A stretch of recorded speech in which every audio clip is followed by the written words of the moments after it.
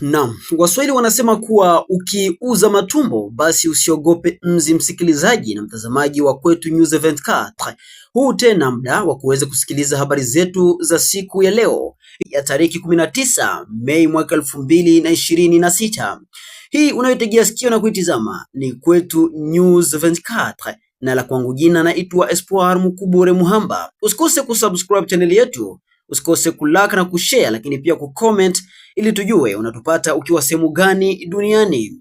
Habari zetu tutajikita mashariki mwa Jamhuri ya Kidemokrasia ya Kongo, msikilizaji, ambako imekuwa ni uwanja wa mapambano na hivyo wakaaji kuendelea kujiuliza ikiwa hali hii itakwisha wakati gani. Tufungue ukurasa wetu wa habari hizi na habari kutoka ndani ya nchi ya Jamhuri ya Kidemokrasia ya Kongo, hususan mashariki mwake kwenye nyanda za juu za tarafa la Fizi, ambako tangu saa 11 ya alfajiri majira ya huko Rugezi ndani ya tarafa la Fizi, leo hii Jumatatu hii ya tariki 18 mwezi wa 5 mwaka 2026, wazalendo wameshambulia vikali wanajeshi wa Twirwaneho wakiwa ni wasaidizi wa moja kwa moja wa waasi wa AFC M23 pamoja na majeshi ya Rwanda.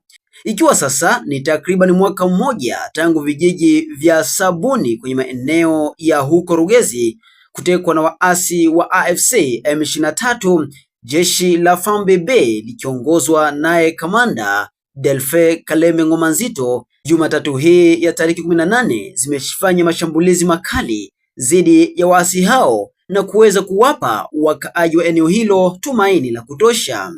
Pamoja na hayo, jeshi la FARDC pamoja na vijana wa wazalendo wanafuatilia adui huyo ambaye ni M23 ili kuweza kumsindikiza maeneo ya Bigaragara, ikiwa ndani ya tarafa la Fizi kwenye nyanda za juu.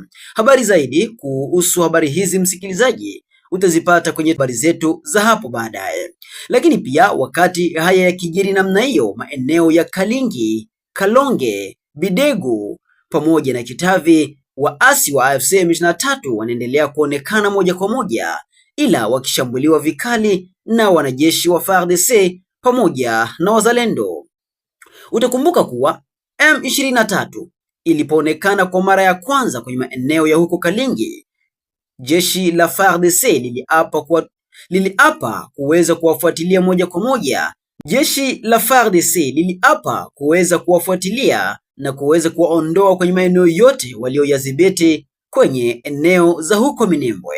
Mashambulizi ya mara kwa mara yanaendelea kufanyika kati ya FARDC pamoja na AFC M23 kwenye maeneo ya Kalingi pamoja na huko Mikenge kwenye maeneo ya Bukunji na huko maeneo ya Machaina, ukiendelea moja kwa moja kwenye mwambao wa mji wa Kipupu, ikiwa ni makao makuu ya tarafa la Itombwe ikiwa ni makao makuu ya sekta ya Itombwe kwenye tarafa la huko Mwenga.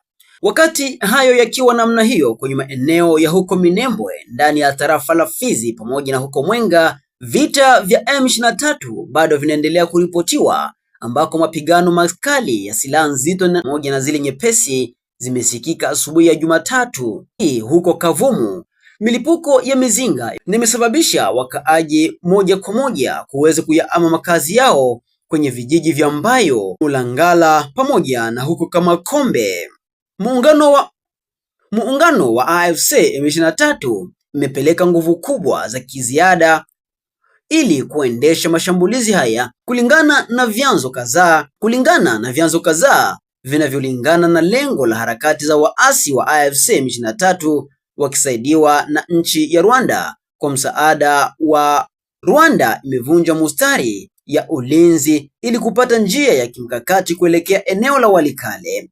Utakumbuka kuwa wakati haya yakijiri namna hiyo, nchi ya Rwanda pamoja na waasi wa AFC M23 wanaendelea kujiondoa kwenye baadhi ya maeneo ndani ya mkoa wa Kivu ya Kusini, ikiwa ni pamoja na Uvira Sange pamoja na eneo nyingine. Baadhi ya wanaharakati wa masuala ya siasa na wachambuzi wa vita mashariki mwa Jamhuri ya Kidemokrasia ya Kongo wanaeleza kuwa kujiondoa kwa AFC M23 inasemekana kuwa ni kufuatia shinikizo la Marekani pamoja na nguvu za ziada za wazalendo pamoja na jeshi la FARDC likiwa ni jeshi la ulinzi wa nchi ya Jamhuri ya Kidemokrasia ya Kongo.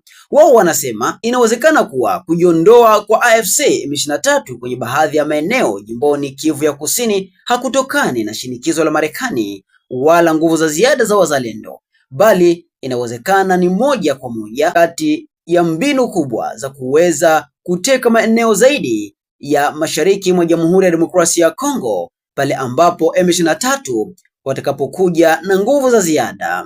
Mapigano ya Jumatatu hii ya tariki 18 Mei mwaka 2026 huko Walikale pamoja na eneo nyingine yanajikita katika njia 4 kuu ikiwemo njia ya Chivanga, Bungulumiza, Langa na huko Mbayo. Katika maeneo hayo ya juu, wanachama wa makundi ya kujilinda wazalendo wakiungwa mkono na serikali ya jeshi ya taifa FARDC wanajaribu kuzuia maendeleo ya washambuliaji katika mapigano makali ya uso kwa uso na waasi wa AFC M23. Mapigano hayo ya M23 pamoja na jeshi la taifa FARDC yakisaidiwa na wazalendo yanazidisha hali mbaya ya kibinadamu wanayokimbia makazi yao. Kwa sasa vikosi vya serikali havijatoa taarifa yoyote rasmi ya idadi ya walioathirika pamoja na wala kubainisha mabadiliko ya msimamo katika mistari ya mbele kwenye uwanja wa vita. Mapigano hayo ya tariki 18 ikiwa ni Jumatatu hii tunayo, vita vikali vimeshuhudiwa pia katika eneo la Kavumu pembeni ya Mbayo ikiwa ni pembeni ya parke ya Kahuzi Biega ikiwa ni pembeni ya mbuga la wanyama la Kahuzi Biega. Shirika la kibinadamu la Human Rights Watch linamwelekezea moja kwa moja Kigali kuhusu majibu yake katika ukatili uliofanyika katika Jamhuri ya Kidemokrasia ya Kongo. Hati hiyo iliyowafikia wahariri wa vyombo vya habari kote nchini Jamhuri ya Kidemokrasia ya Kongo inatoa mashtaka mazito dhidi ya muungano wa AFC M23 pamoja na nchi ya Rwanda, ikithibitisha mfululizo wa unyanyasaji wa kijinsia na utekaji nyara uliotendeka wakati wa uvamizi wa mji wa Uvira na waasi wa AFC M23 jimboni Kivu ya Kusini. Shirika hilo linaomba serikali ya Rwanda kusisitiza moja kwa moja msaada wote wa vifaa vya kijeshi wa waasi wa muungano wa AFC M23 zaidi ya kusitisha mapigano.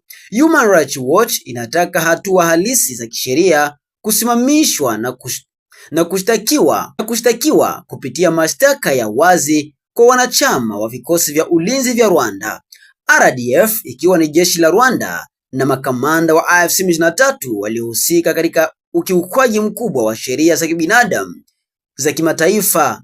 Ombi hilo pia linajumuisha wito fidia ya haraka ya kutosha kwa waasiriwa na manusura wa matukio hayo. Utakumbuka kuwa ngome ya kiusalama ya Uvira iliyokuwa mji mkuu wa muda wa serikali ya Kivu ya Kusini baada ya kuanguka kwa mji wa Bukavu iliingia mikononi mwa waasi wa AFC M23 mwanzoni mwa Disemba mwaka 2025.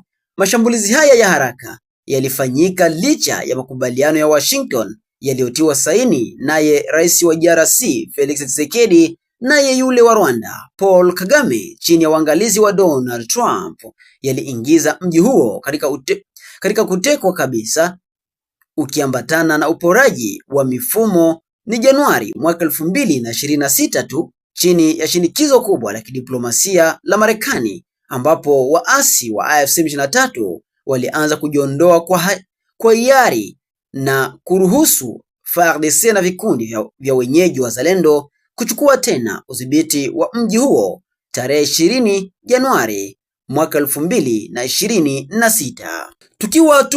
Tukiwa tu mashariki mwa Jamhuri ya Kidemokrasia ya Kongo, shambulio jipya limeingiza tena mkoa wa Ituri mashariki mwa Jamhuri ya Kidemokrasia ya Kongo katika maombolezo makali. Shambulio hili linahusishwa na kundi la jihadi la ADF ambalo tayari lilikuwa raia kadhaa wiki iliyopita katika eneo hilo hilo la Ituri.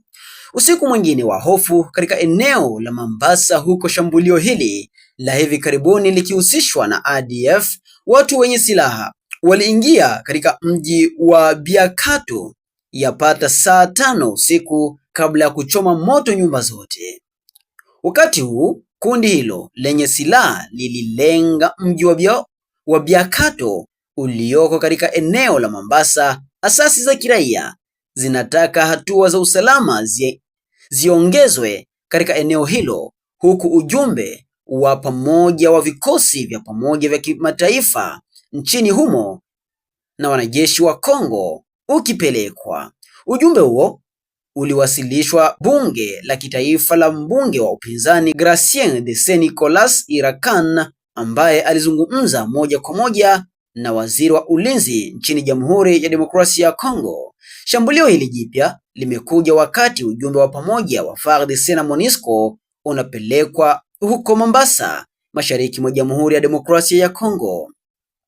Msikilizaji wa Kwetu News 24, ni matumaini yangu makubwa umesikiliza habari zetu. Ni kushukuru kwa kuambatana nasi katika habari hizi. Hadi wakati mwingine, kwa heri.